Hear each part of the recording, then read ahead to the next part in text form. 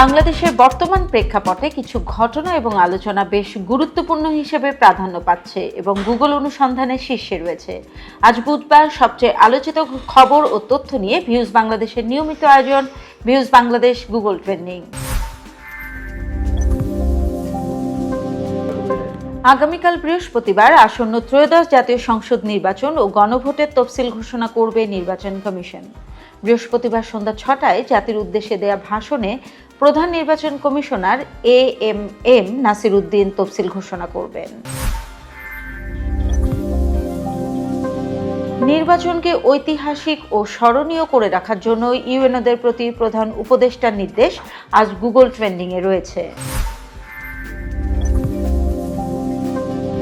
রাজনৈতিক পালে নির্বাচনের হাওয়া লেগেছে। উপদেষ্টা ও অন্যান্য রাজনৈতিক নেতাদের পদত্যাগ ও বিভিন্ন দল বা জোটের মধ্যে আসন্ন সমঝোতা, ক্ষোভ ও হতাশা সংক্রান্ত খবরও আসছে গুগল ট্রেন্ডিংয়ে।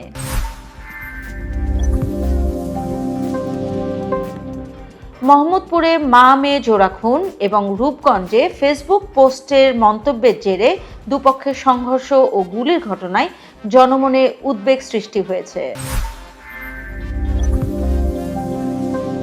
উচ্চ সুদের হার, বিনিয়োগ স্থবিরতা এবং কর্মসংস্থানের সংকট, এই তিন চাপে বাংলাদেশের অর্থনীতি কঠিন বাস্তবতার মধ্যে দিয়ে যাচ্ছে বলেও খবর আসছে।